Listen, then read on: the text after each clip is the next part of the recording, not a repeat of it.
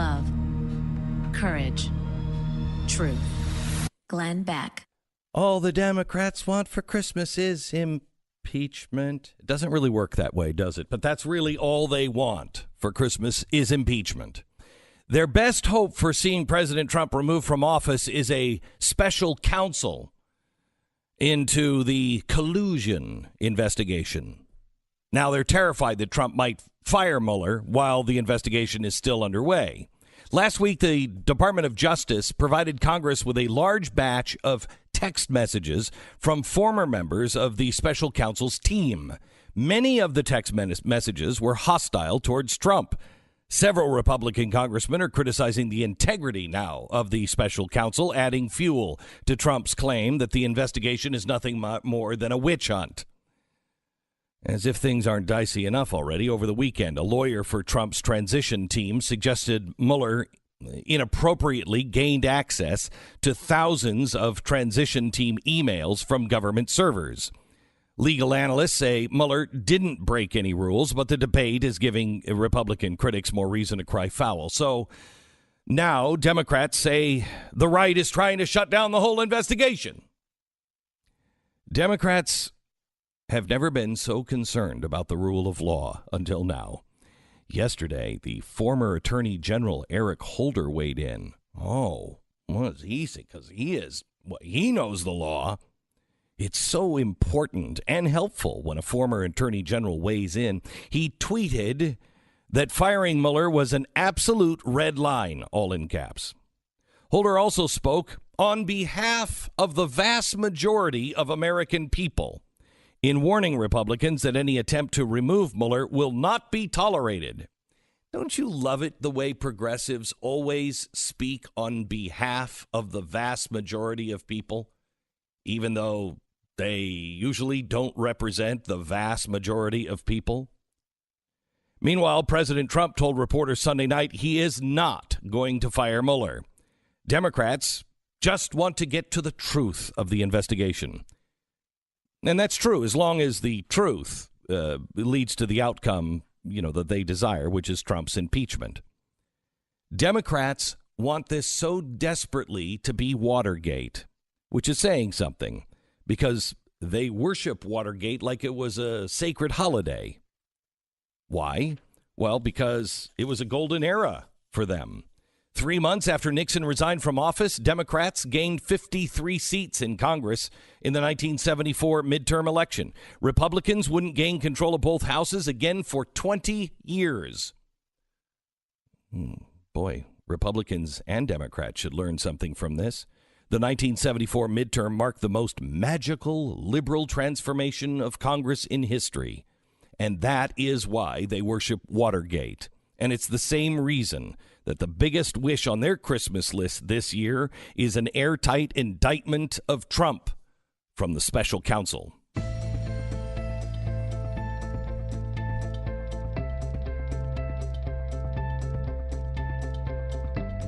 It's Monday, December 18th. This is the Glenn Beck Program. Unfortunately for the left, when Christmas comes, you have to behave well to get what you want for Christmas. Yes, and they have not behaved well. No, so got a lump of coal in their stockings. I think perhaps maybe I can speak, not for the vast majority of Americans, I'm sure, but for a lot of Americans. Shut up, both of you. Just do your job. I've never felt more like a parent to the country than I do right now. Shut up. Both of you go to your rooms. I'll deal with each of you separately. Right now, I just want you to do exactly what I told you to do. And I think that's the way every voter feels. Just get the stuff done that you said you were going to do. Knock everything else off. I need you to get down to the very bottom layer of what the hell is Russia doing in our country. You notice nobody's really talking about that? Nobody is actually saying that we're in trouble because Russia has infiltrated both sides. Both sides. Look at what Russia did. Russia went and they went after the DNC, right? See, they were trying to help Trump. No. They went after the DNC, and what did they do? They released information that caused the Democrats to turn on themselves. It caused the Democrats to say, wait a minute, this whole thing is dirty.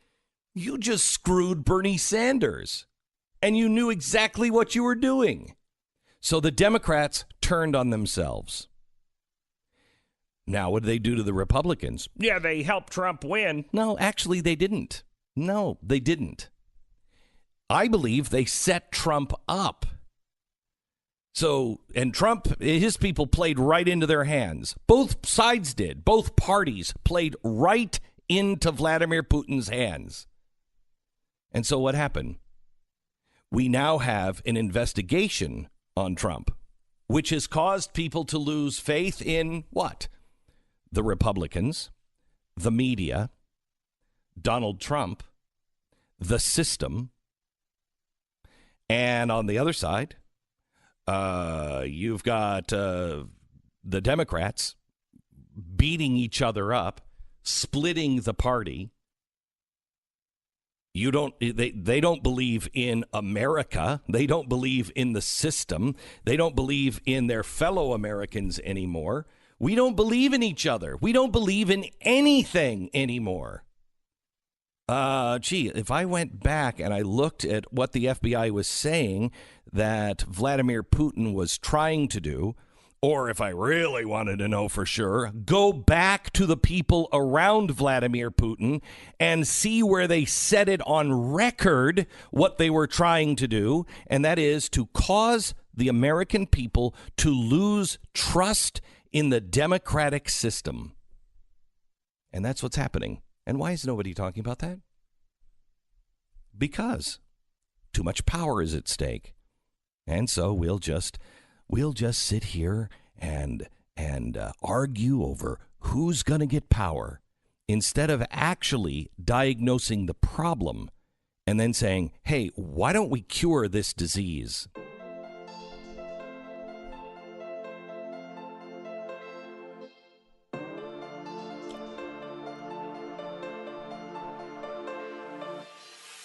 Yesterday I was driving into going to church, and I wanted to put some Christmas music on, so I just went to iTunes, and I went to the browse section. I looked at the playlist, and I went to Essential Christmas Music. And turn it on. First one is All I Want for Christmas Is You. Then Happy Christmas, The War Is Over. Then Santa Baby. Then Have Yourself a Merry Little Christmas. Then Last Christmas by Wham. Then White Christmas. Then Jingle Bell Rock. Then Christmas, Please Baby Come Home. Then Rockin' Around the Christmas Tree, Feliz Navidad. I Saw Mommy Kissing Santa Claus. Please Come Home for Christmas. I didn't find anything about Christmas, actually about, Christmas. So I tried another playlist, Celebrate the Holidays, Santa Baby, can't get enough of that one, Mistletoe, Christmas Time Is Here, But You're Not, Santa's Coming for Us This Year, Christmas, Baby Please Come Home, Frosty the Snowman, Melikalikimaka, All My Christmases, Winter Wonderland, Let It Snow. Okay, so I tried to find maybe R&B for the holidays. No, it starts with Little Drummer Girl. Then girls can be drummers too. Glenn. Yeah, I know. It's 2017. Yeah, I know. Then Winter Wonderland, All I Want for Christmas Is You. The Christmas Song, Sleigh Ride, Christmas Time Is Here. Okay. The closest I could get was Little Drummer Girl. That's as close as I could get.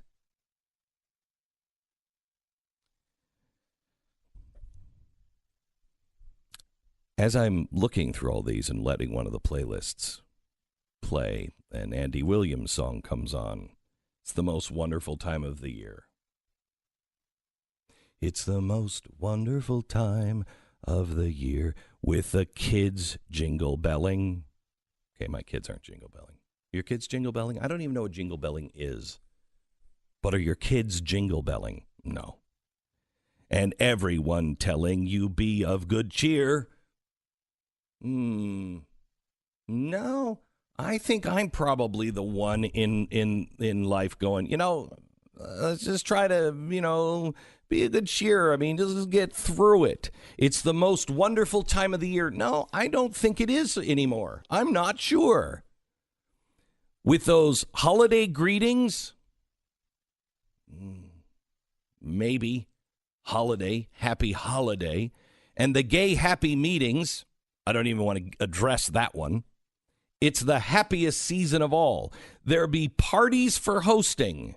No, we've taken the party thing so far that we feel guilty when we don't go to somebody's cookie party. We don't go to some Christmas party. We don't go to somebody's house. We haven't called them. We haven't brought in the right wine. We haven't done something that we were supposed to do. There will be parties for hosting. That makes it a wonderful time of the year. Marshmallows for toasting. I don't know anybody who toasts marshmallows at Christmas time. That's a summer thing. And caroling out in the snow. If you're lucky, you have time to do that. There'll be scary ghost stories. I immediately thought of my son, trying to get him and my children to actually read or watch A Christmas Carol. We got to watch Scrooged. And Christmases long, long ago, the tales of Christmases long, long ago, that is probably the only thing left where we can talk about what Christmas was like growing up with our grandparents. But we do that right on the holiday or right before the holiday. We have taken Christmas and there's no war on Christmas. The war is over. Look at the songs.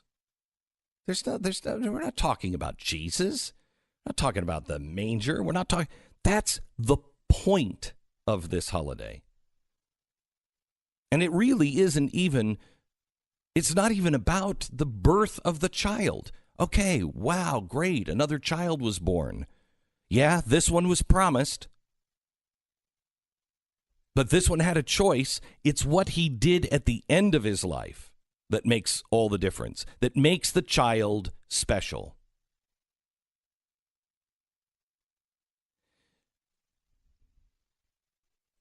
It's amazing to me that we miss the point of Christmas. And yet, a few days later, we swear it's going to be a new year. We swear we're going to change. If you miss the point of Christmas, how could you possibly change? It's the most wonderful time of the year because we did used to be kinder to each other. Because it was about our families, and it was about what the season meant. You know, the first time Santa really came to America was in Harper's Bazaar, and it was during, I think it was 1960 or 1862. And it was a way to try to bring America back together. Santa was on the front lines. That was the first time he appeared. We didn't celebrate by buying each other a whole bunch of crap. In fact, we didn't even take the day off as a holiday. America was Scrooge? No. We felt it was too sacred of a day to make it garish by taking the day off. You went and you did your work. And then, quietly at home, you reflected on the meaning. We thought it would be too garish. Do you know why Thanksgiving is always the last Thursday before December? Do you know why it's positioned there? Because it used to float. But FDR, during the Second World War, before the Second World War in the 1930s, during the Depression, locked it in to jumpstart the economy, encouraging people like George Bush did after September 11th, do your patriotic duty and go shopping.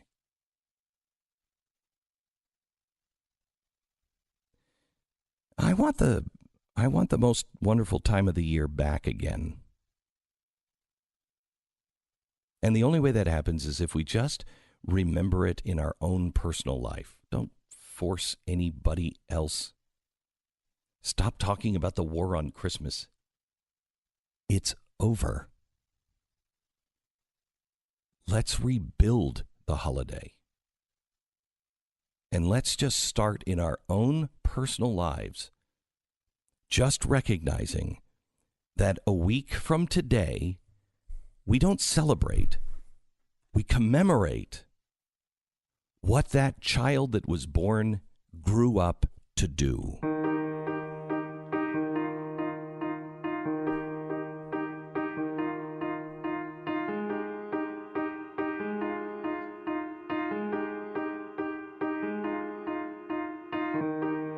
Say it, Stu. You looking at me like You hate Christmas, don't you?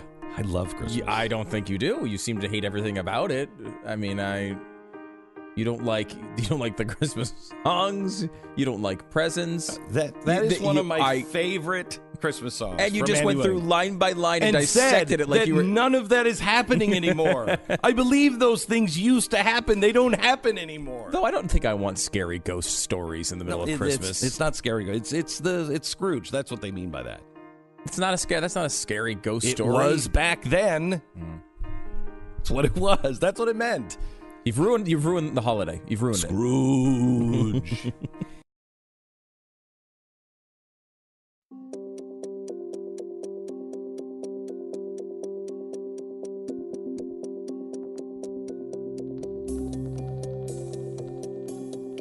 Glenn Beck. Let's quickly go to John in Indiana. Hello, John. You're on the Glenn Beck program. Hi, Glenn. Hi. I just wanted to make an overall observation. If you jump back and take the long view of the entire history of Christmas, it has never had anything to do with Christ whatsoever. The Roman government, when they adapted Christianity, forced No, I know that. I know now, that, John. Get to that, but the interesting part is we forced Christ into it, and then it takes 2,000 years for them to pry him out of it, so we've come back full circle to a method of totally pagan worship. Yeah. John, I appreciate your point of view, and you're right in some ways. This has happened before. This happened right around the Dark Ages, and when the churches split and there was a Reformation, they wanted to get rid of Santa and everything else, and the churches ended up actually having little children deliver presents dressed as Christ, which was weird. They kind of went back to Santa. I'm not talking about the actual, pagan rituals, and you're right. I mean, why is it December 25th? And we know all of that. What I'm talking about is Americans used to keep Christmas as a holy day and a holy time, and it had more reverence to it. It's really now about parties and shopping, and quite honestly, it's getting tiring. It's wearing people out. It's supposed to be a time of reflection and peace and family. Is it? Glenn Beck.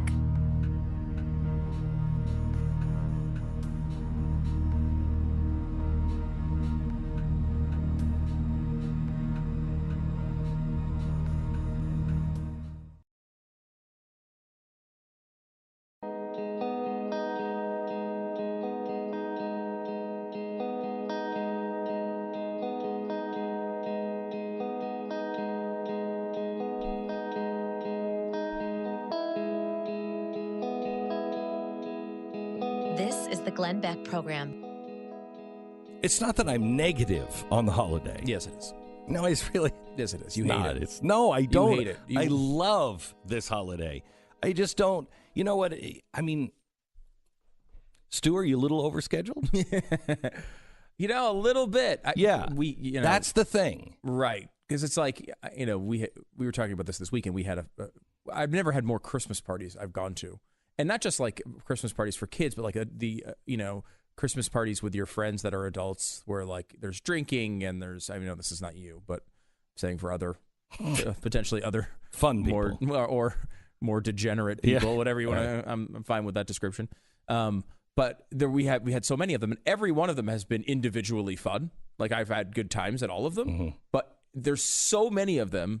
And I feel like you get to that point where you're just scheduling yourself as if it's like a full-time job. It is. It becomes, oh, geez, what do we have to do tonight? Yeah. Where are we going tonight? What?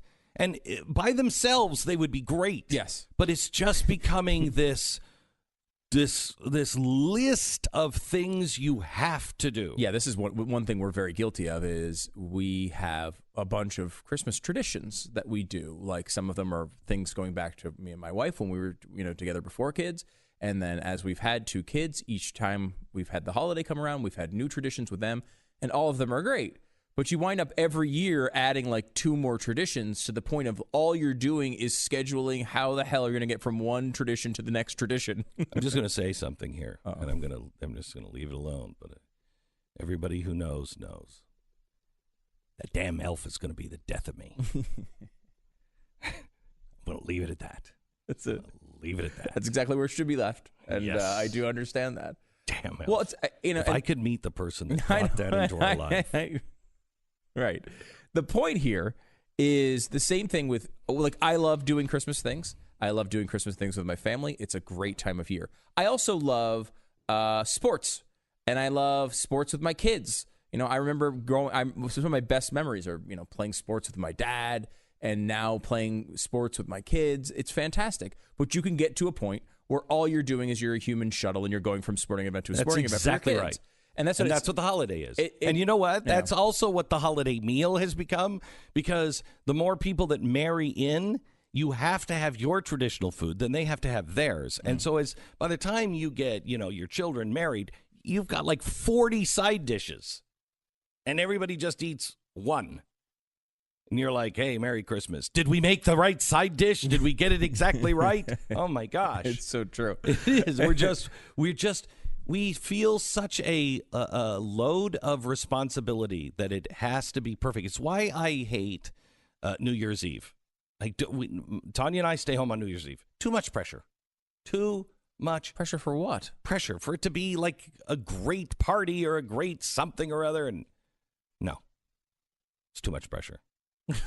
It's too much. Wait, but I mean, when you go to a party, it's not, the pressure's not on you for the party to be great. It's only if you're hosting the party, right? I mean, what is it? What do you care if you go to a party? If it's not that great, you can just leave.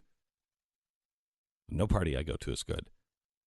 Right, and that's what people want you to just leave. Right, I'm there, so no party is good. Yeah, it's not that I get invited to parties, but that's Valentine's Day.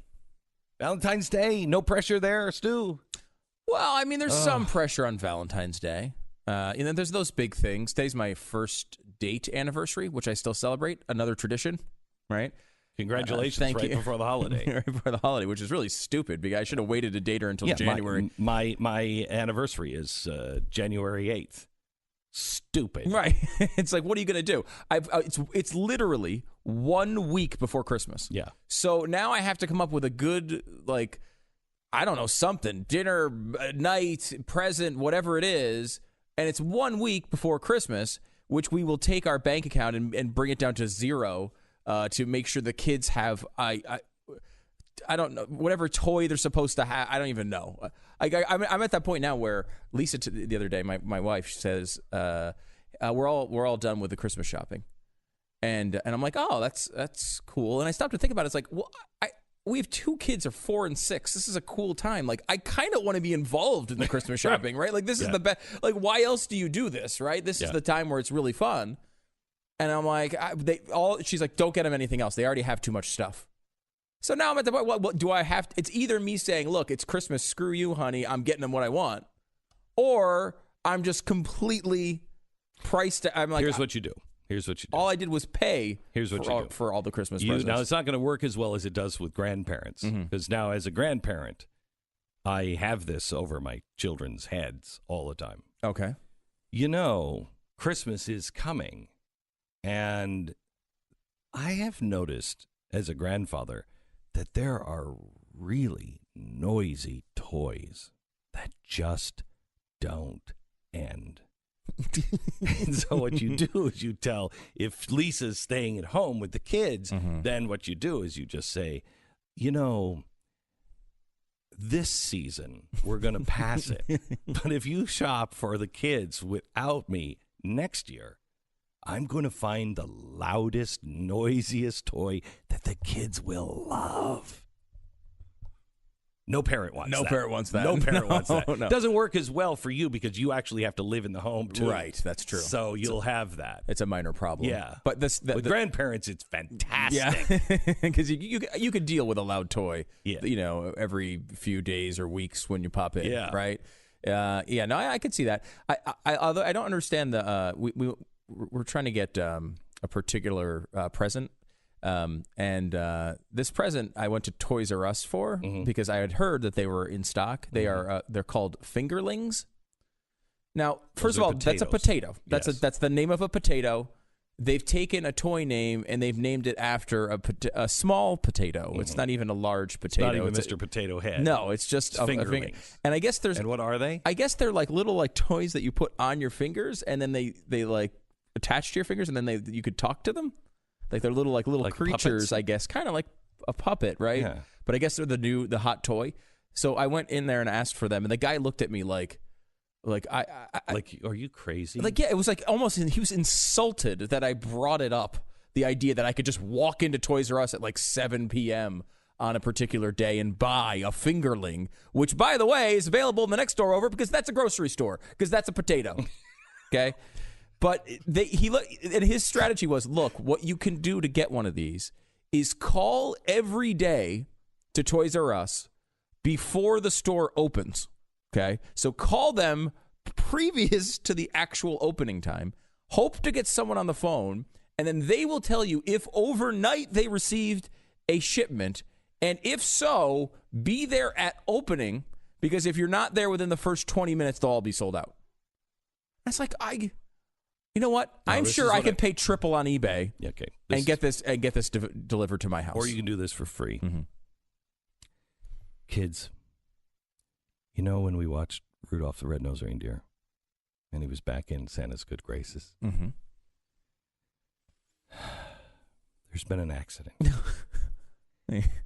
If you go back and you look at that footage, that's an old Christmas bulb in his nose. And they got really hot. And he was laying down to sleep in the hay in the barn. And it caught fire. And all the reindeer are dead. And so Santa can't bring your fingerlings. But here's a bucket of potatoes for you. Feel free to attach them to your fingers. Shut up and eat your potatoes. We have 40 side dishes. You know what they would have done in Ireland for these things years ago? There are people in China now telling their kids, there are kids in America that don't have fingerlings.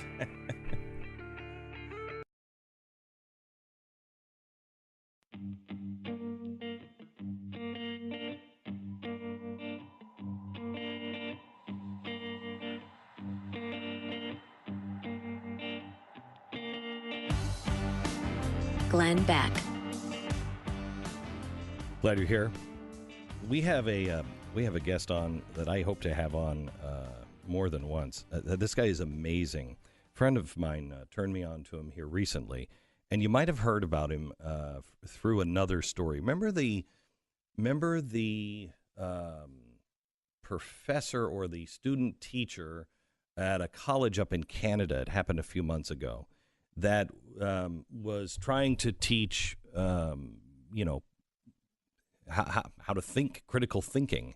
And they were talking about gender issues. And so she presented the, one side, and then she said, now let me play a video and play the other side and think about it. Let's talk about it. Well, somebody was offended that this person on the video was saying, this is pretty silly, to come up with new names and everything else, and gender is not fluid. And she was called in, and the college reprimanded her and suspended her and said that playing that video was akin to playing a speech by Adolf Hitler.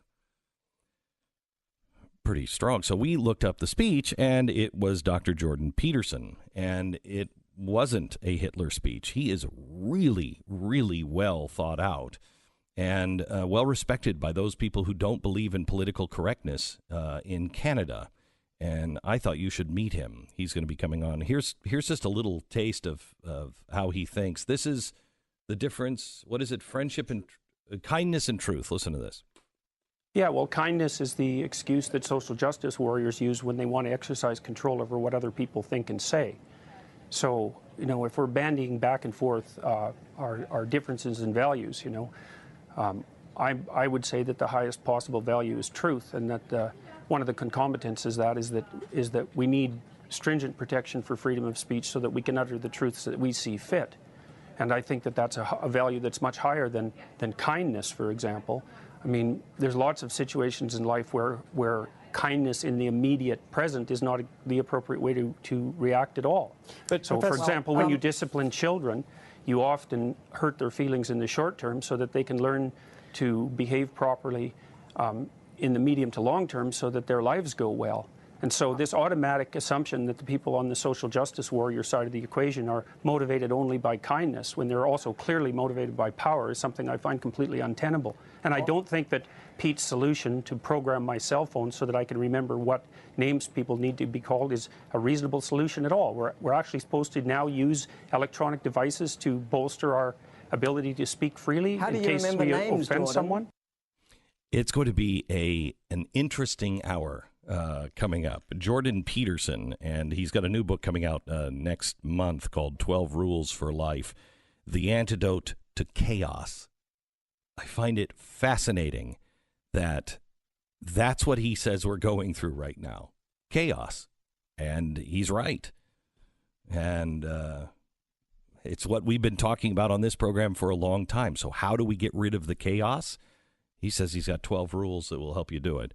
We'll talk to him and talk to him about political correctness and freedom of speech. And, what does it mean anymore? Freedom of speech. Do we have it anymore? He's coming up in a second. Do you see Ted Cruz go after Mark Hamill? Was it going after? No. Well, Mark Hamill was going after Ted him. Cruz. Yeah. It's pretty remarkable. If you read anything from the right, the headline is Ted Cruz crushes Mark Hamill. You go over to Huffington Post, they say the exact Mark Hamill crushes Ted Cruz. Yeah. That's the internet. Yeah, I know. Listen to this. So to Hamill, look, Luke, I know Hollywood can be confusing, but it was Vader who supported government power over everything and said and done on the internet. That's why giant corporations, Google, Facebook, Netflix, supported the FCC power of net neutrality. Reject the dark side. Free the net, Ted Cruz. Now listen, this is the response. Thanks for the smarm-spaining it to me, Ted Cruz. I know politics can be confusing, but you'd have more credibility if you spelled my name correctly. I mean, it's right there in front of you. Maybe you're just distracted from watching porn at the office again. Of course. And this is because Hamill was the first one, right? That went at him because he posted a picture of some Star Wars thing. Yeah. So, I mean, it's just ridiculous. Cruz responded, rather than insults, try a civil discussion of facts. Fact 1.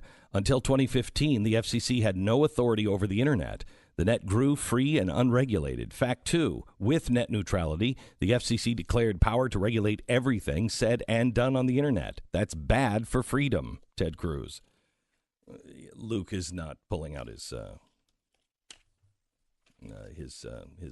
little lightsaber anymore to go against Ted Cruz. I highly recommend that you don't try to go after Ted Cruz because he'll slice you to ribbons. Yeah, He's a little smarter than. What did Dershowitz say about him? The smartest student he'd ever had Yeah. in his entire time teaching. Yeah, you might want to stay away from that. Probably don't want to mess with him if you're the guy who plays Luke Skywalker, and if you've had and one, then you had a minor 3-decade absence, and then played Luke Skywalker again. I mean, you've had one job. He actually has had a lot of voice work and stuff, which everyone points out, but. I honestly thought that the reason why he, I thought they were going to try to hide him quite a bit in these movies. He actually does a pretty good job in this. I hear this is the best he's ever been acting-wise. Has to be. But I mean, the hurdle is low. Okay. Back in a minute. Glenn Beck.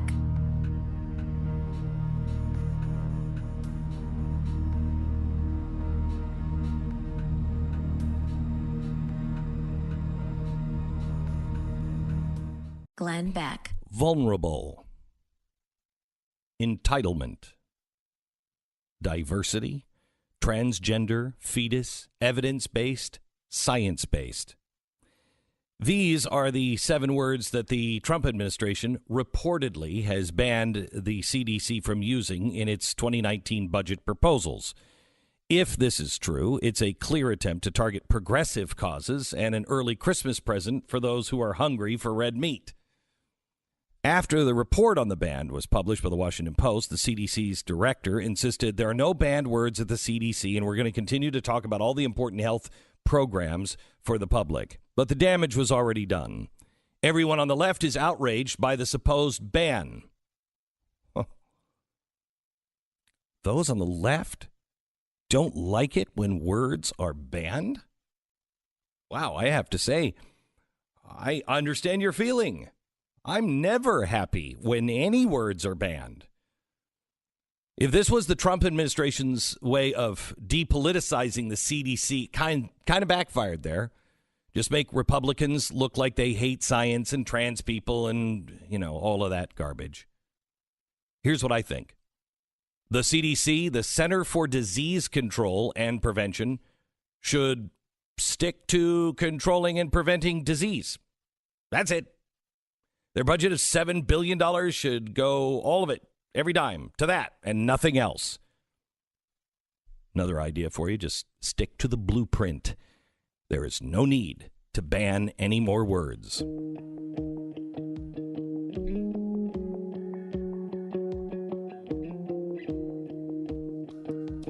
It's Monday, December 18th. This is the Glenn Beck Program. So a couple of weeks ago, a friend of mine introduced me via YouTube to a guy named Jordan Burnt Peterson. He is a clinical psychologist and cultural critic and professor of psychology at the University of Toronto. He's a man that apparently makes a lot of people angry, at least those who are progressives and diehards on the left. We're pleased to have him on with us now. Professor, how are you, sir? I'm very well. How are you doing? I'm good. I'm a new fan of yours, and quite honestly, one of the most remarkable things I've heard you say, at least on a YouTube clip, you were asked the question about whether you believed in the resurrection, and I thought it was such a thoughtful answer and such a brave answer that I became an immediate fan. Do you remember your answer? I don't remember that. I don't remember the specific answer that you're referring to, so I'm afraid I can't comment on it further, but I'm glad that you found it useful. I mean, it's a very difficult question, obviously. Can you answer it now? I'd like to see where you stand today, if it's the same place. Well, most of what I've been doing, I've done a 15-part lecture series online on the Bible, right? But I've been approaching it psychologically, which is not to say that it can't be approached religiously or theologically or as literature in many different ways. But I've been approaching it psychologically, and there's a deep psychological idea behind the the symbol of the resurrection, which is obviously an extraordinarily powerful idea. It's gripped billions of people for thousands of years. It's an overwhelmingly powerful idea. And the psychological idea is that in order for human beings to be redeemed, in order for our psyches to be renewed, we have to be willing to let that part of us that's unworthy die so that a better part can come to life. And you experience this every time you encounter a serious setback in life. You know, if you're betrayed by someone or if you make a catastrophic error, you have to go through your past life with a fine-tooth comb and your assumptions and your axioms, and you have to find out which ones have served you badly and which need to be cast into the fire, so to speak. And that's very, very painful.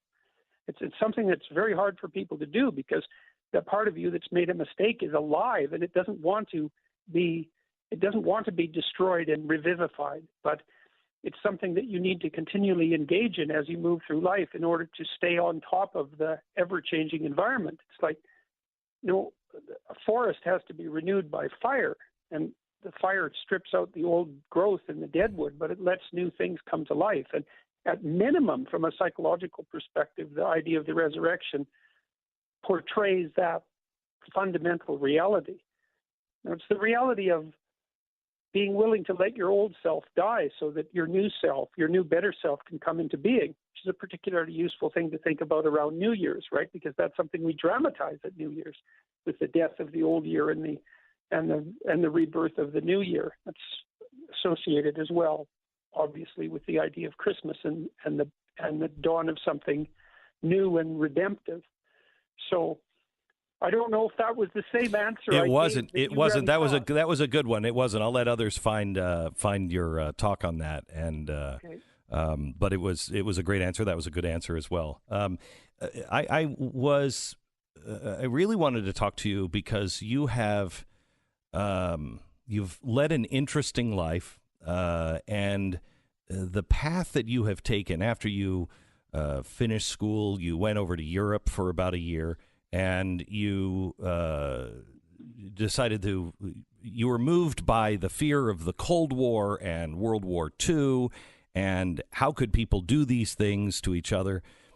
A very similar journey in some ways that I have made in the last 10 years, and I am seeing the seeds of really disturbing things happening in our society all around the world. And I'm wondering if you have an answer to understand it or to diffuse what we seem to be building now. Well, I can see when I wrote a book in 1999 called Maps of Meaning, which took me about 15 years to write. So I wrote it between 1985 and 1999. And during that time, I was obsessed with the issues that you just described. And the issues for me were, number one, how, and this is in relationship to the Cold War, how is it that the world could be split into two opposing, let's say, ideological camps, or at least two idea-based camps, and that split was manifested itself with such intensity that people on both sides of the divide were willing to put the entire, what would you say, put being itself at risk. Yes. To arm ourselves so heavily that we could plausibly destroy everything, and that we might be willing to do that. Why was it that people were so wedded to their beliefs and their opposing beliefs that seemed, well, that developed, let's say, even though no one necessarily thought it was a good idea. It obviously developed. And then a secondary question was, how is it that in the service of ideological possession, let's say, people could commit acts of unbelievable brutality, like those that characterized the death camps in Nazi Germany and the Gulag archipelago in the Soviet Union, and the absolute mayhem that reigned in Maoist China. I was interested in individual motivation, not the motivation of groups so much, but how and why people could find themselves as individuals in situations where they would be called upon and then commit acts of unimaginable brutality, even when apparently normal in their psychological makeup. So I was trying to delve into those two ideas. The first, in Maps of Meaning, the first thing I wanted to figure out was in this ideological war between the West and the Soviet Union, let's say, was that merely just a difference of opinion, let's say, as the postmodernists might have it? Because postmodernists don't believe that there are any belief systems that have any more fundamental utility or reality than any others. And so I was curious, was it just a matter of opinion? And with the Soviet Union taking the communitarian stance, let's say, and the West taking the capitalist democratic stance, but there was no right or wrong at the bottom of that. It was just a matter of arbitrary power. So I spent a lot of time investigating the understructure of those belief systems, partly as a consequence of reading people like Nietzsche and Carl Jung and Alexander Solzhenitsyn and a variety of others, some very great people. And what I concluded was that this was not merely a matter of opinion, that there was something about the way we constituted our belief systems in the West, predicated as they are on the Judeo-Christian tradition, that that being in turn predicated on something even deeper, something of even evolutionary significance, I would say, that made it quite evident to me that the idea of the supremacy of the individual that's emerged in the West is by no means merely another opinion. And the reason for that is twofold, I think. The first is that the state cannot be the answer to our problems because the state is static, as indicated by its very name. The state is static, and it's composed of the contributions of the dead in the past. And no matter how great the dead were, they're dead, and they cannot respond in a vital way to the challenges of the present. The individual has to do that. So even though the state and tradition is necessary, which every conservative, say, would note in a moment, it's the individual that has to serve as the eyes and the voice of the state and revivify it when necessary. And that's part of that rebirth process. It's very much what you're saying is very similar to almost what Thomas Jefferson wrote about, that we can write it down now, but this will change and should change. And every single generation has to find it for themselves and has to defend it and live it for themselves. The dead should not rule beyond the grave. Well, that's it. Well, and you said that every generation has to rediscover it. There's a motif that I've concentrated on quite extensively in Maps of Meaning, but also in my YouTube lectures, which is the archetypal motif of rescuing the father from the belly of the beast. You see that, for example, one of the popular manifestations of that was in the Pinocchio story that Disney did in the 30s, right, where Pinocchio, to stop being a puppet, has to journey down to the darkest place there is and rescue his father. And that is the responsibility of the living to the past, is that we have to go back, we have to go into chaos, and the chaos, let's say right now being our current polarized political state, and find out what was wise and good and productive about the past, and then lend it a new voice and new vision. And that makes the individual who does that is then an optimal combination of that dynamic living vision and voice that's also symbolized by the Christian idea of the word and the traditions of the past. And that's the solution. So you said, well, what's the solution to the polarization that is tearing us apart? Well, the polarization is a polarization of group identity, right? It's the left pushes forward an identitarian perspective where group identity is the paramount feature of every individual, and then the right does the same thing. Now they're doing it for different reasons, but they're driven by the same belief that identification with the group is the highest moral virtue, and that's well, I would say that's wrong. It is. You have to have respect for the group. You have to have respect for your traditions and gratitude for them rather than pride about them because you didn't produce them, which is another reason why I think racial pride and even pride in tradition is a very bad idea. Pride is a sin, and it goes before a fall.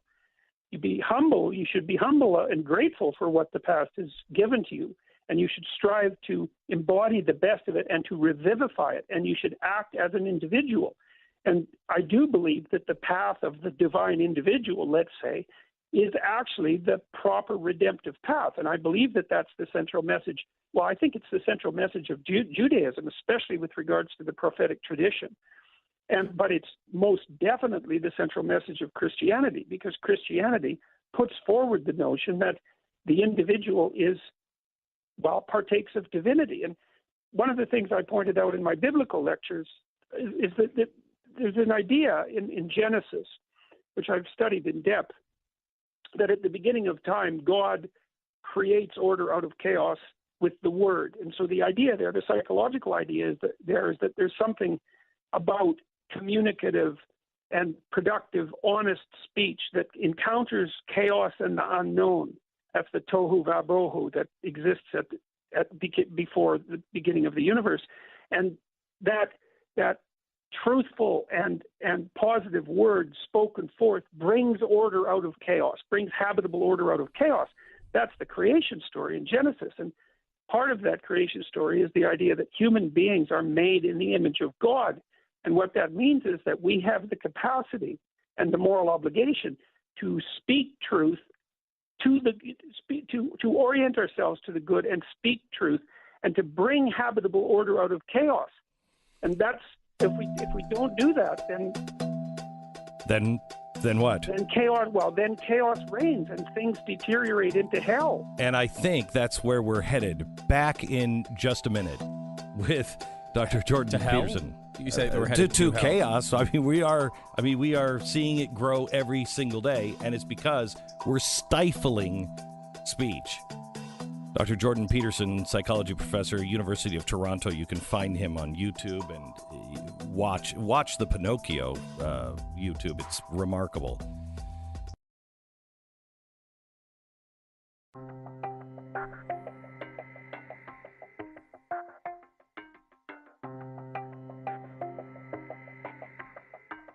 Glenn Beck. We are thrilled to have Jordan Peterson on. He is a professor at the University of Toronto and a fearless defender of the truth. You get into a lot of trouble for the things that you say because you don't agree with political correctness at all. And,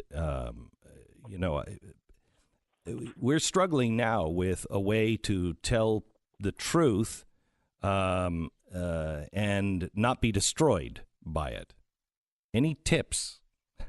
Well, the first thing is that, from one perspective, I've got in a lot of trouble, but I would say the net consequence has been overwhelmingly positive in all sorts of ways, both personal and social. But I would also say a lot of it, Glenn, is a matter of having your fears in order. Like, there's no doubt that telling the truth is a risky enterprise, but it's not even in the same category of risky as not telling the truth. Like, the thing is the consequences of telling the truth might be immediate and self-evident, and the consequences of failing to speak the truth, hiding, say, or lying, are deferred and medium to long term, but they're much more grotesque and terrible. I mean, deceit and sins of omission, like failing to say what you really think to be the case, it warps your character and it sets you up for a terrible fall in the future. And so, people have been commending me on my bravery over the last year, and I think in some sense it's misguided, because I'm not so much brave, I think, as terrified of the right thing. And the last thing that I want to do, and this is, I think, partly because of what I realized by analyzing what happened in Nazi Germany and in the Soviet Union and so forth, is the last thing I'm willing to do is to sacrifice my voice, let's say.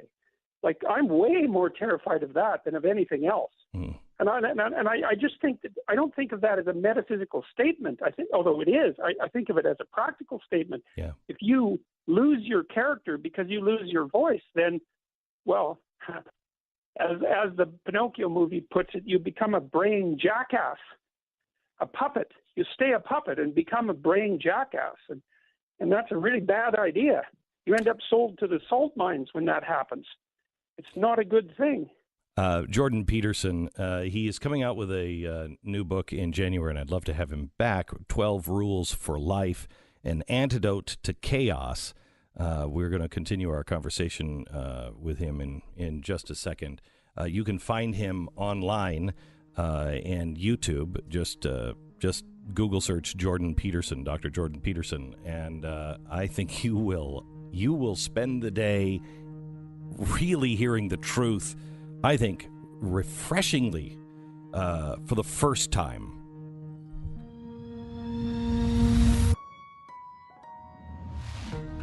Glenn Beck.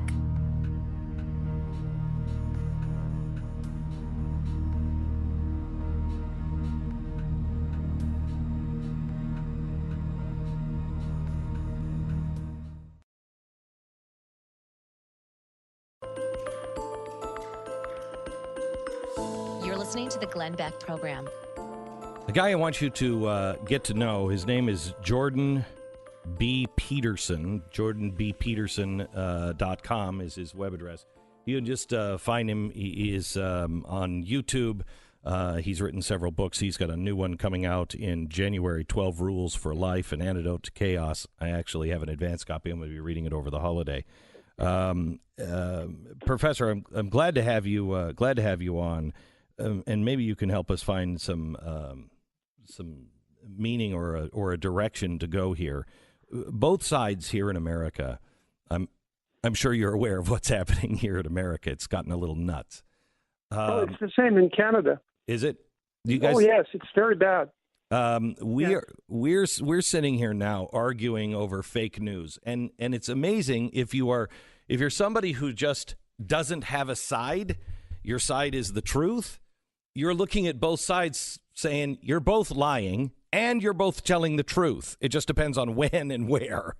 And most people don't have a way to find the truth, or at least they're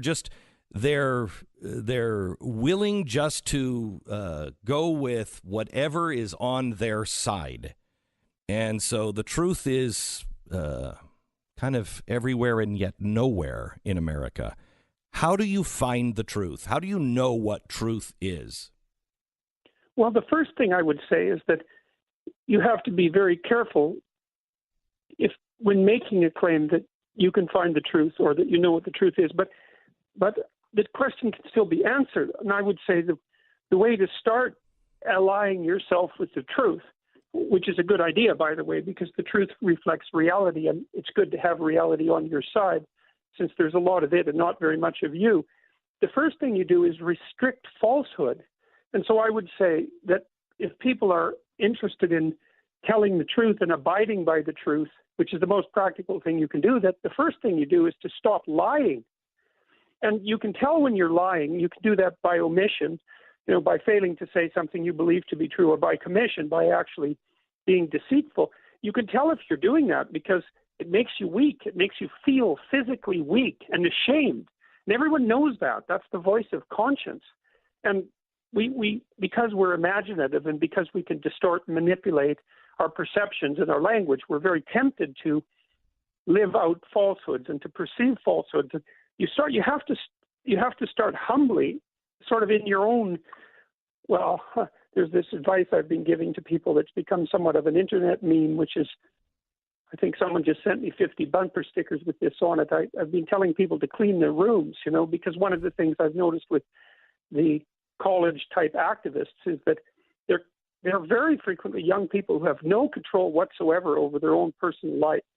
Everything about them is in disarray, and yet they're possessed by the idea that they can critique the general social structure and that they have the wisdom to put it right. It's like you should attend to your own mistruths to begin with in your own personal life, in your own family, and get that straight. It's very difficult. That's why it says in the New Testament that you should remove the beam of wood from your eye before you worry about the dust mote in your neighbor's eye.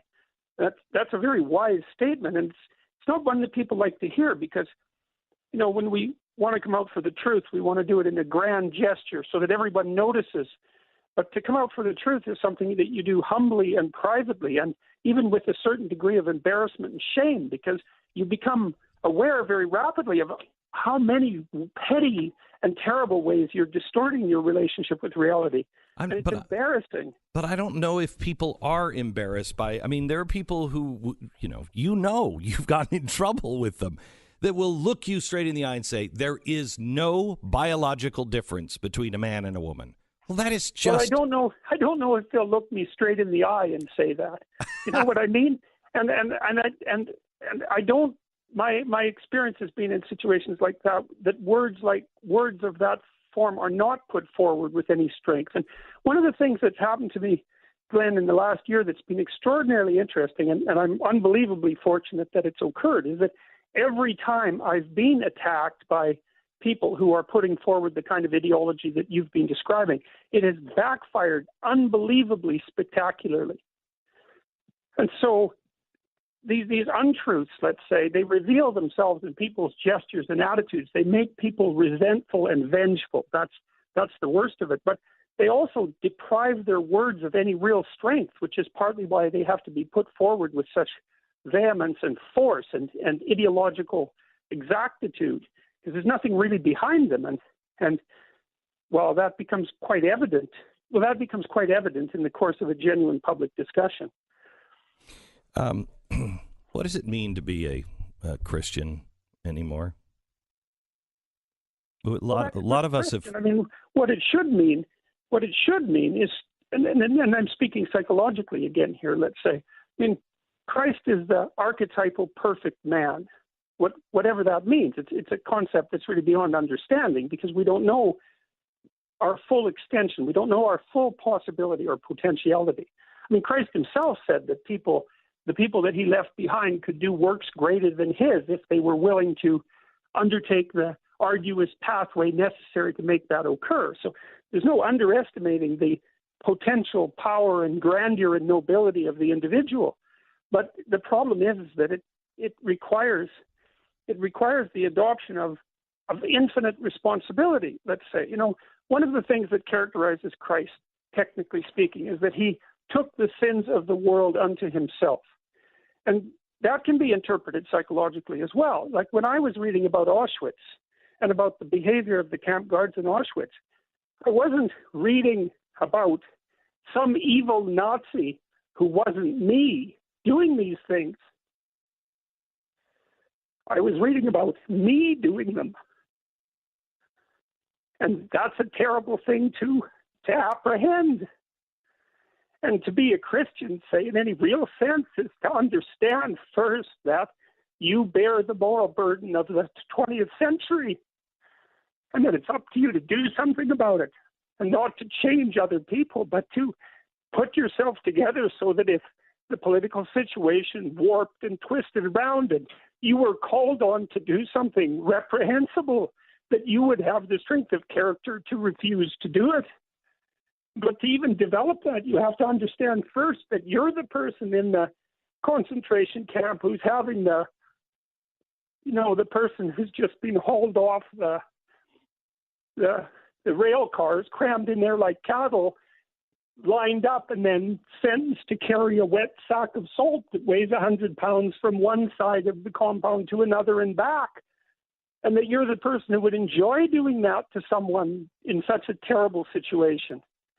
Well, that's what it means, at least in part, to be Christian. It means to, first of all, come to terms with the fact that the terrible corruption and malevolence of human beings is something that characterizes you, and that you have an obligation to understand that and to work to rectify it.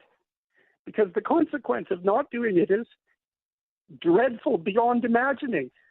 And so it's very difficult for people to do that. You know, in Dostoevsky's The Brothers Karamazov, there's a little story called The Grand Inquisitor, where Christ comes back to earth and in Seville during the time of the Spanish Inquisition.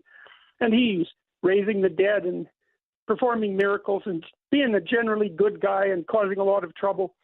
And the Inquisitor has him arrested and thrown into prison and to be executed. And the Inquisitor tells him that the burden that he's placed on human beings is just too great, and that the church had spent centuries trying to modify his demands so that normal people could tolerate it. You know, and there's really something to that. The burden, the moral burden that's placed on someone who claims to be a Christian is so fundamentally unbearable. But the alternative is worse. So that's where we're at. You either bear the burden and the responsibility of constraining evil in your own heart and then trying to work to make the world a better place, or you exist in the hell that you produce for not doing so. I'm struck by the fact that courage really is a muscle and misunderstood. You're not going to be able to rise to the occasion in horrific situations like in the past of the 20th century if you don't rise to the occasion now. If you don't, yes, that's exactly right. Well, which also shows you that what you do right now, day to day, the way you conduct yourself with your husband or wife and at work and with your family, despite the fact that those things are day to day, they're not mundane or trivial. They're vitally important because you put your finger on it precisely. It's that if you can manifest a good character under normal circumstances, then perhaps you'll have developed the sort of character that will enable you to stand up properly in the midst of a catastrophe. And one of the things that I've been telling the people who've been watching my videos, say, who are overwhelmingly young men, by the way, is that they should strive to be the person who's the most reliable, they should strive to be the most reliable person at their father's funeral. That's a good goal. That's a goal that's indicative of the development of of a proper tragic sensibility with regards to life and the formulation of some real character in the face of that tragedy. And then young people now are fed such a diet of pablum. They're told to develop their self-esteem and to be happy and to be free and to follow their impulses wherever they might lead. And it's not nourishing. Young men in particular are dying. I mean, literally, they're dying because of that. They're dying spiritually, and they're dying in actuality as well, because being human requires a noble mode of being. You can't tolerate yourself if you're weak and deceitful and arrogant and resentful. You just hate yourself, and then you do harm to yourself and to others. It's much better to be called forward to do something noble and courageous. And I've been absolutely struck, Glenn, that the thing that's been most surprising in the last year, I would say, is when I'm doing my public talks. And this was especially evident in this biblical series, which has been packed, by the way. It's sold out every day, every time we've hosted one, which is completely bizarre. But anyways, every time in those public forums where I talk about responsibility and truth to these audiences, mostly of young men, they're on the edge of their seats, man. You can hear a pin drop. It's every time. It's intense. And I think it's because since the mid-'60s, no one's taken young people and young men in particular and shook them and said, look, you're not who you could be. Get your act together. Stand up. Tell the truth. Take your place in the world. And fortify our culture instead of being whiny and resentful and weak and nihilistic and cowardly and ideologically possessed and immature. Dr. Jordan Peterson, I don't even feel comfortable anymore calling you by your first name. Dr. Peterson, I have to tell you, I get an opportunity to talk to a lot of amazing people, and I have met some truly great people. This has been, the last 15 minutes has been one of the more remarkable times of my life. You are a man for this time, and I hope to be able to meet you in person sometime, but we will be watching from afar. I thank you for everything that you're doing. Well, thanks for the invitation, Glenn. And Merry Christmas to you and all your audience. Merry Christmas. Yeah.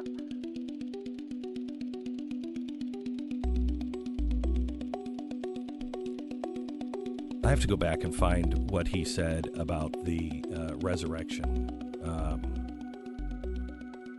and play it for you because it was just so honest and so raw and so personal.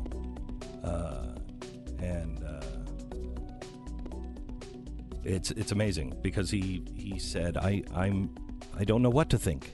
I don't know what to think. My logic tells me no, but everything in me says yes. And and obviously a man who, whether he's a Christian or not, boy, seems to exemplify Christianity.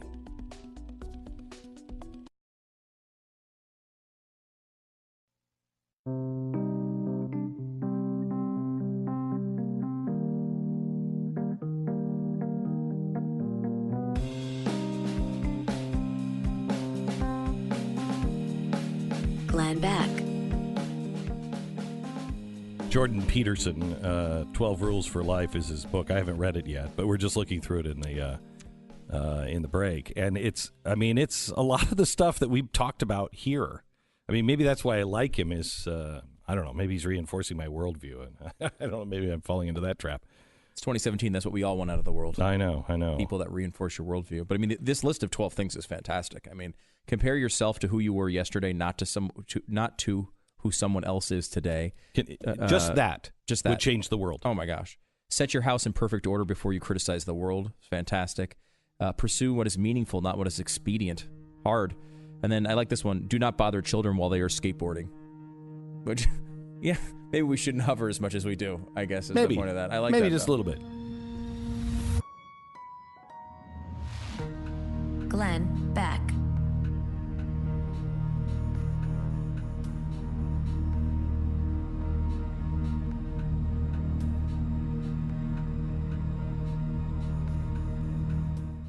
Glenn Beck. This half hour is going to be eye-opening.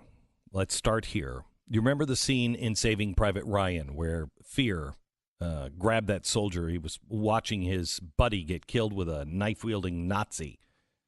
Probably the most gut-wrenching and fast-forwarded scene in the movie, because I just feel like, would that be me? It's hard to watch. Being paralyzed by fear and enabling evil are two things that are things that we can't wrap our arms around. Politico published an article yesterday alleging the Obama administration was living and playing out that scene over and over and over again for the sake of the Iranian deal. Fear and ambition caused them to look the other way while evil grew at unprecedented levels. Project Cassandra. It was launched by the DEA in 2008, and over the following years, they would be successful in mapping out an intricate web of global Hezbollah financing operations that included drug trafficking from South America, money laundering here in the United States, and weapons procurement in both Syria and Iraq. Hezbollah was being run like the Corleone family, and the DEA had them dead to rights. Their criminal financing networks were mapped out, and their agents were identified. There wasn't a power on earth strong enough to stop Hezbollah from going down after all of this evidence. That's what the DEA thought. Turns out they didn't imagine the power of Obama's ambition. Reconciliation with Iran and a nuclear deal that would catapult his legacy to new unreachable heights was the only thing his administration was interested in. Former members of Project Cassandra alleged that their agents were purposely stonewalled in order to keep Iran happy, while Iran and Hezbollah were carving up the Middle East, while they were planning terrorist attacks and raking in billions in drug money.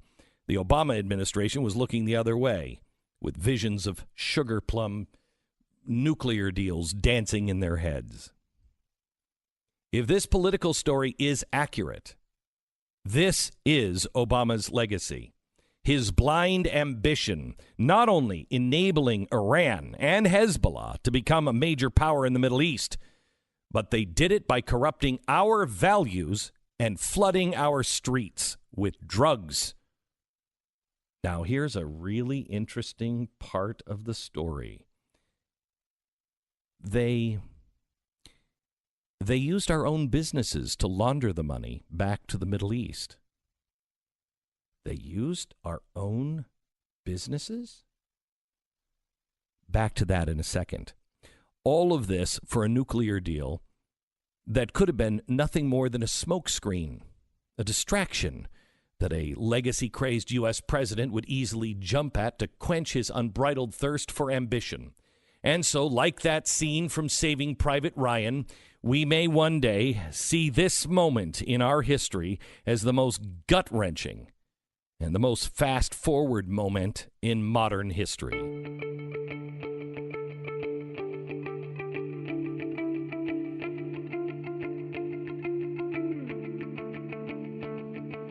It's Monday, December 18th. This is the Glenn Beck Program. Do you remember the curious case of Amamaran?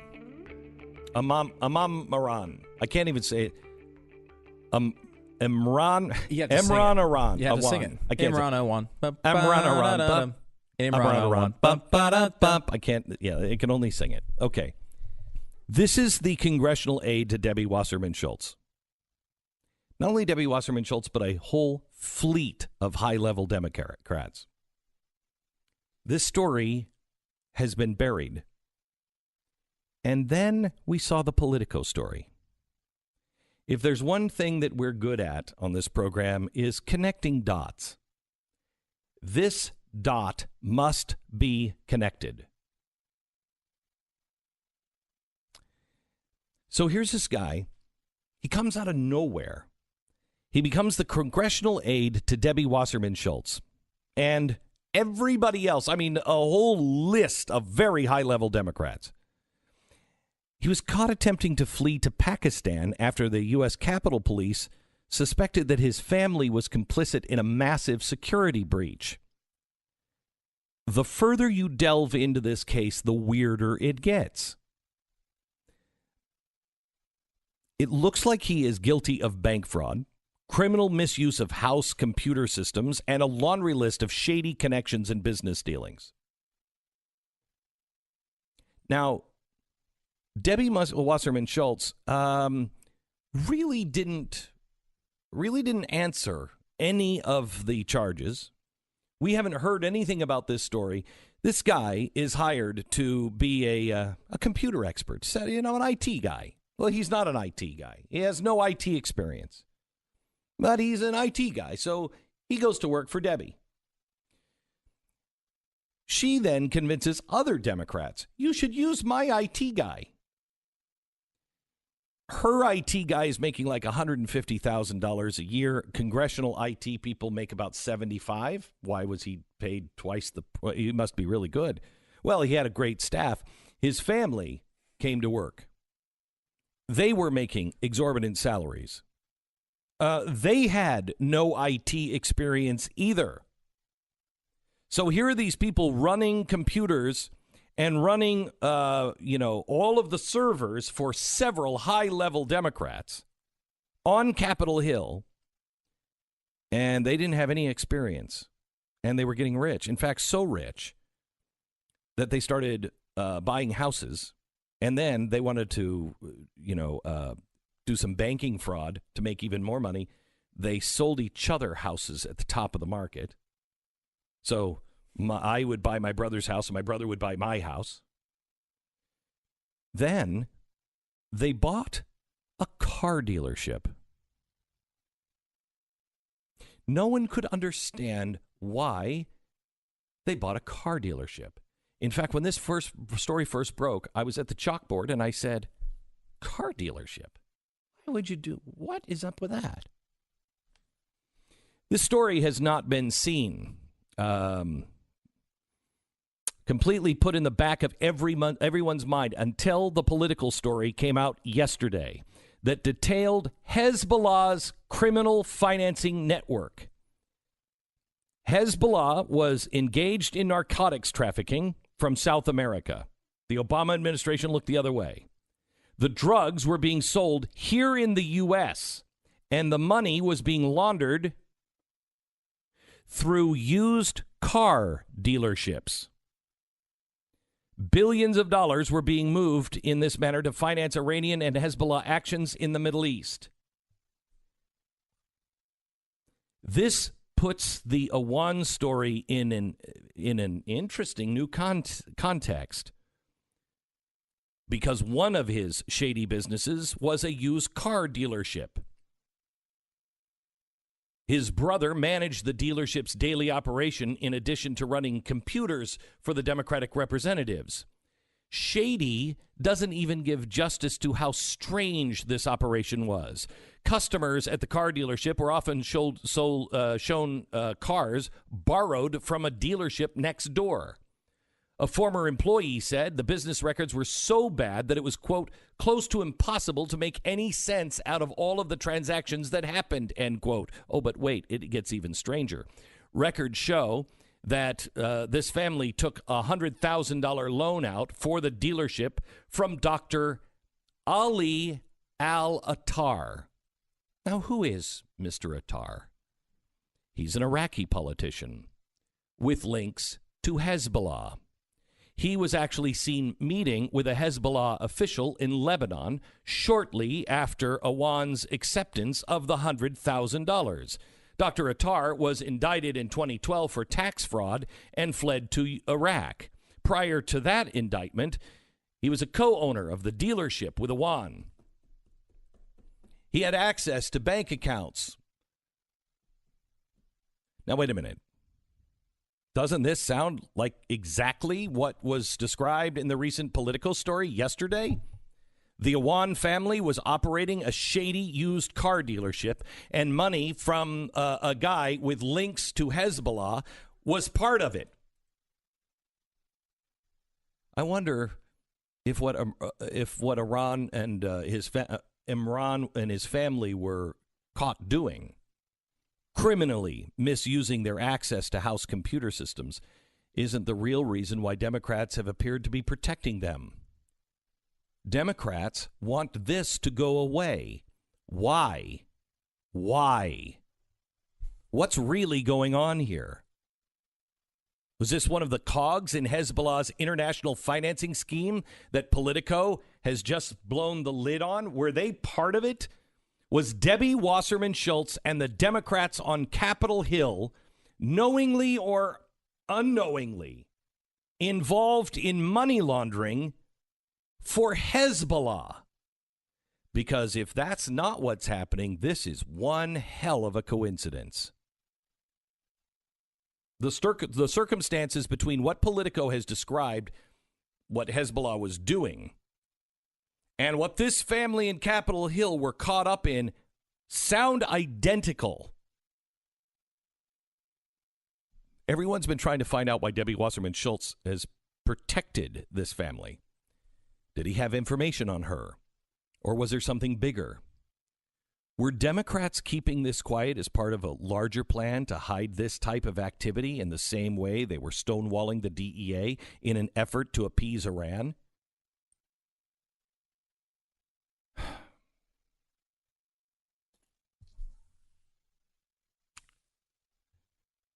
I don't know what to say to you. Because if we weren't in the upside down, I would say we need a hearing. But I don't trust any of the investigators on either side. Do you? Do you really think anybody in Washington is really looking to get to the bottom of anything? Do you think anybody in the media is really wanting to get to the bottom of anything? How is it that an alcoholic former DJ can put these two stories together and say, wait a minute, what's happening here? But no one in the news media can do it? No one in Capitol Hill can do this? Huh. That seems weird.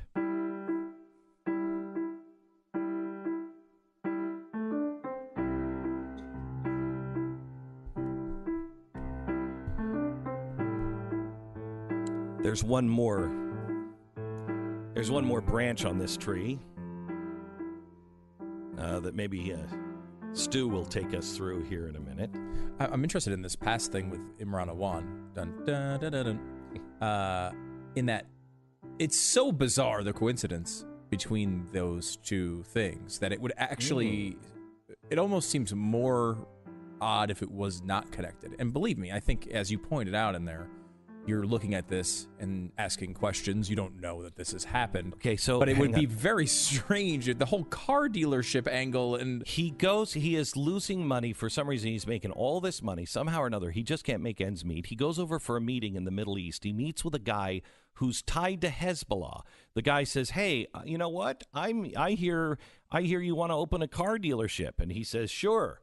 He's an IT guy on Capitol Hill. The guy who he supposedly doesn't really know gives him $100,000 to open up his car dealership. happens all the time. He opens up his car dealership and he's selling cars that he has borrowed from the lot next door.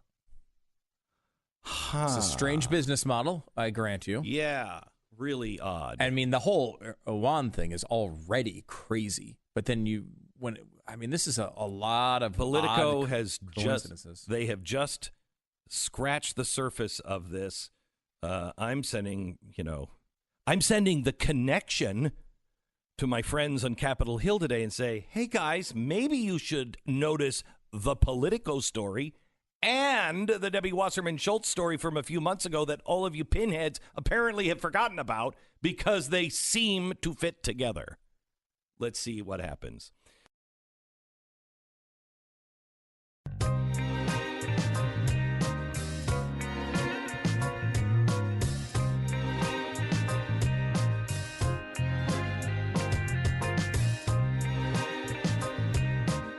Glenn Beck. So the left doesn't want you to understand that their movement is fake. But I thank God for millennials because I think they get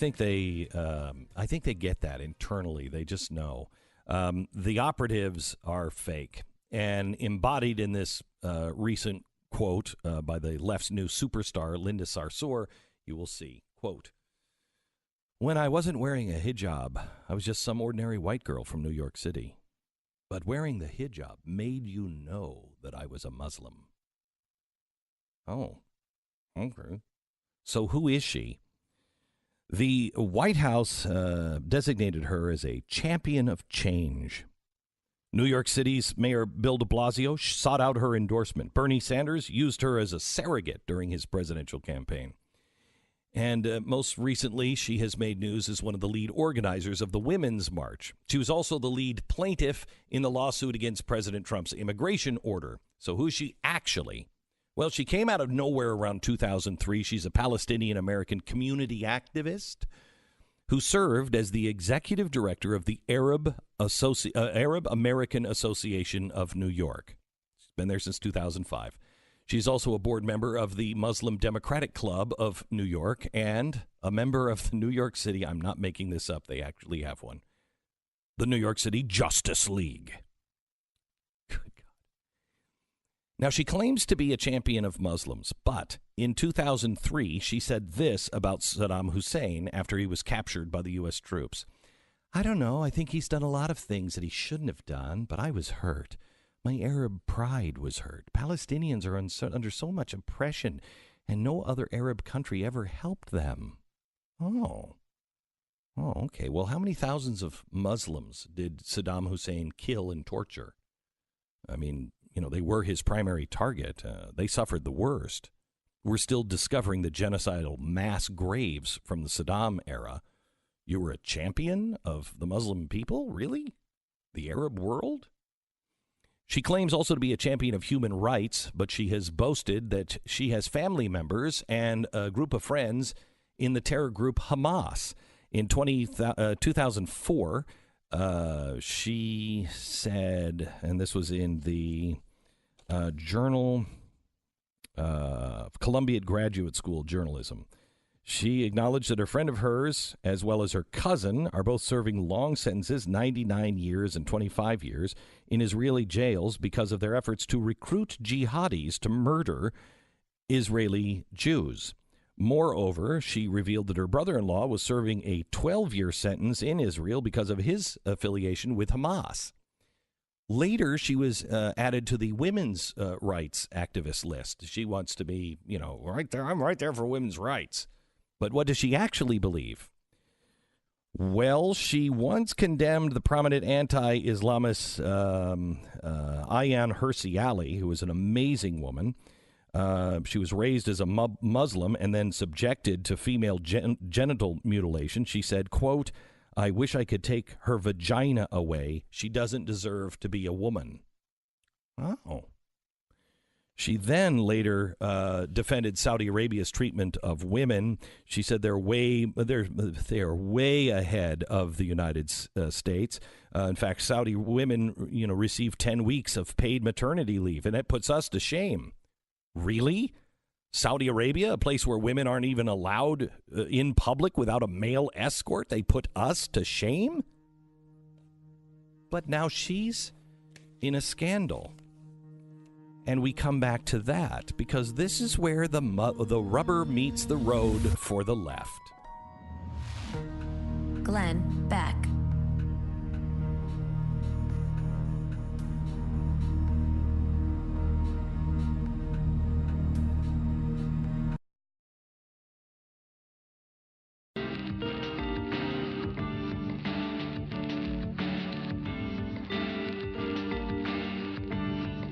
This is the Glenn Beck Program. So I just want to make sure that we have this all covered to see if I've missed anything yet.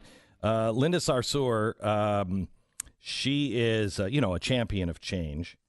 And she is a champion of Muslims, but she liked Saddam Hussein because he cared about the oppression of the Palestinians, even though he was torturing and killing Muslims. Champion of human rights, even though her cousin and a friend of hers are also serving 99 years in Israeli jails because they wanted to, murder the Jews. Women's rights, right? She's really big on women's rights, unless you're Ayaan Hirsi Ali, and then she would like to, quote, take her vagina away. She doesn't deserve to be a woman.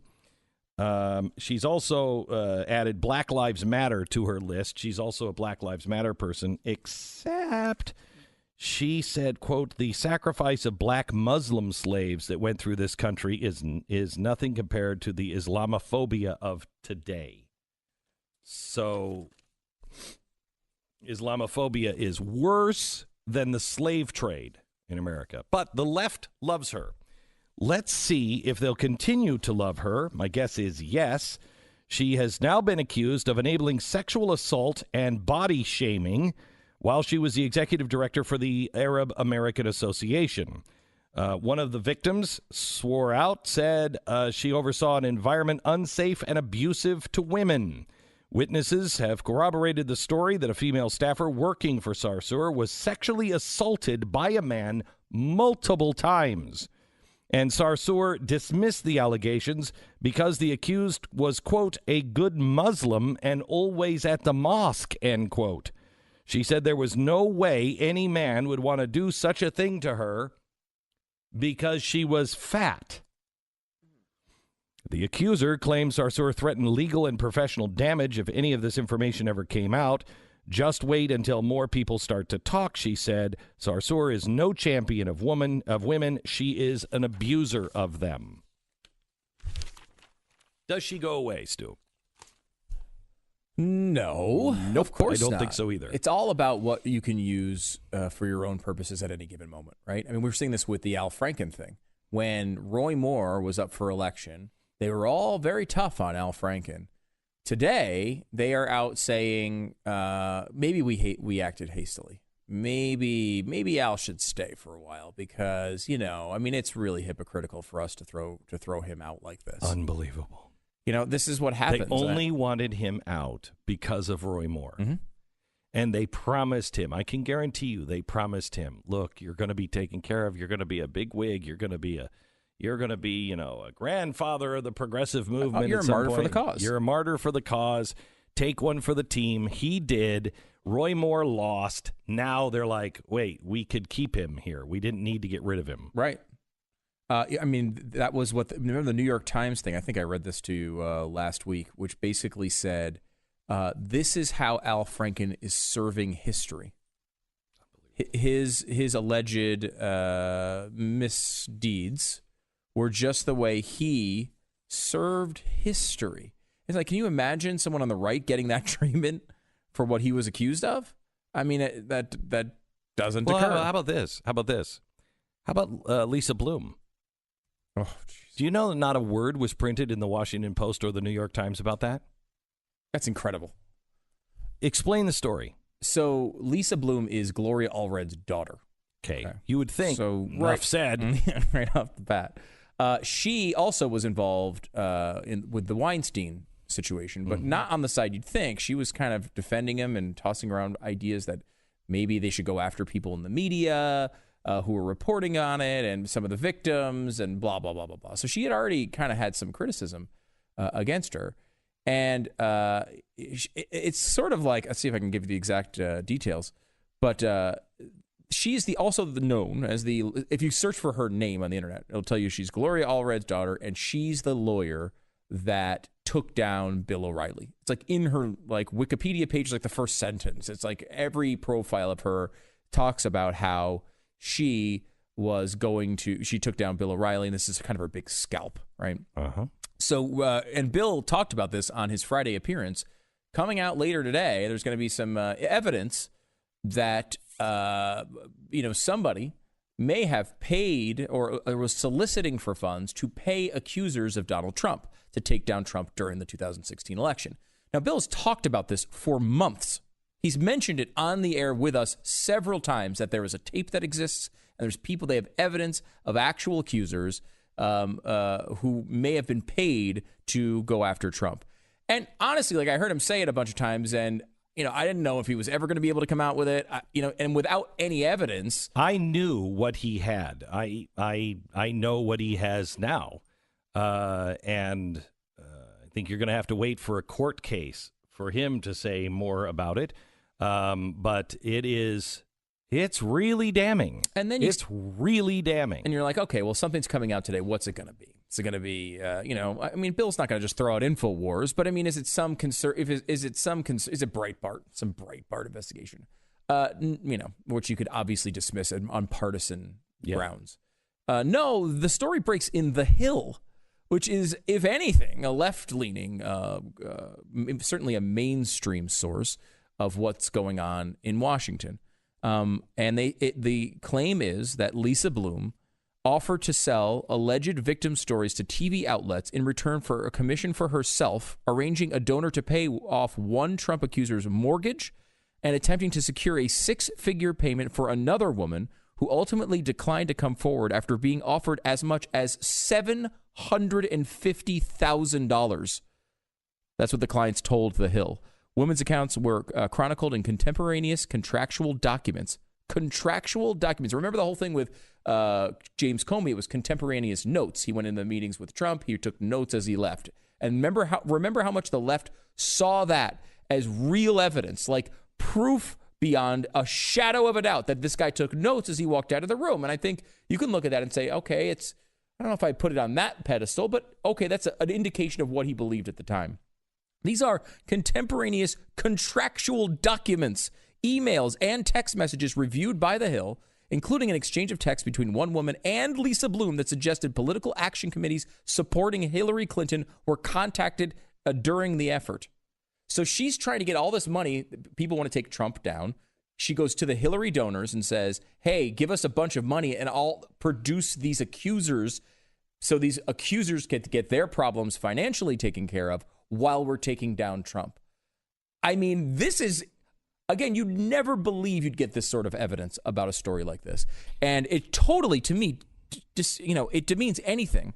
If you can demean anything Gloria Allred and her daughter have done any further, than they should already instantly be discounted because of who they are and what they've done in the past. But this has got to cast a shadow on everything that they've produced in this. There is more than this. And there's more than this. There's more than this. Because I know we've heard about a potential tape of this actually occurring, not even just a contract or anything like that. This is an actual tape, but there's even more.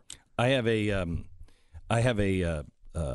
source that is a second source that has verified, and I'm just going to leave it at this point. It's curious that the one who has the goods is not coming forward. Extraordinarily curious. And if you don't soon, I don't think it's going to work out well for you, because it's going to come out. And if you don't come out with it soon, I just don't think it's going to work out for you. We're looking at Lisa Bloom bribing people. And she, by the way, of course, is denying that was she her intent. She's no. I was just helping them pay for their house. Well, did you do that for the Clinton accusers? Oh, surely she did. Of course you did. I'm just trying to help them. $750,000. Boy, that's a lot of money just to help.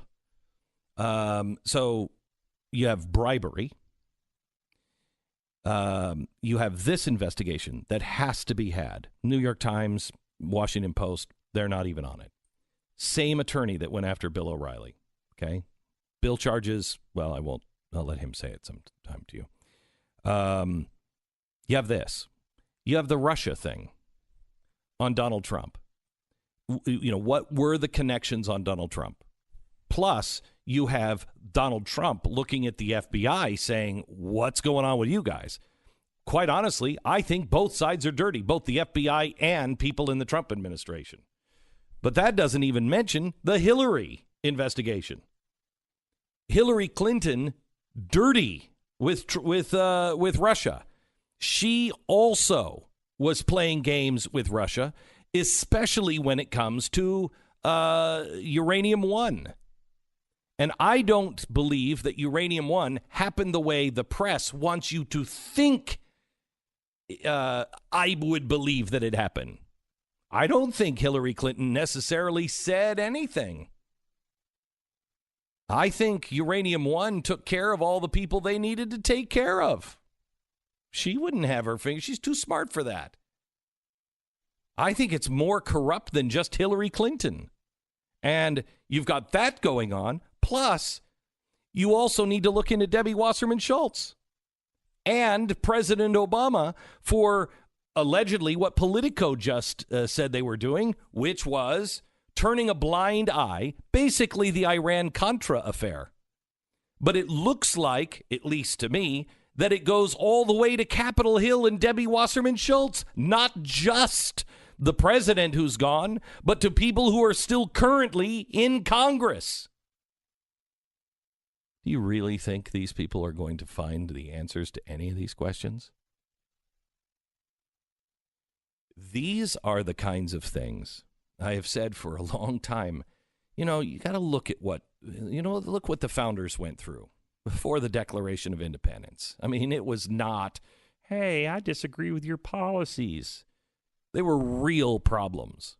You're entering real problems on both sides. Both sides are corrupt. Somebody in Washington better spit themselves out of the system and start telling the American people the truth, or the pitchforks eventually will arrive.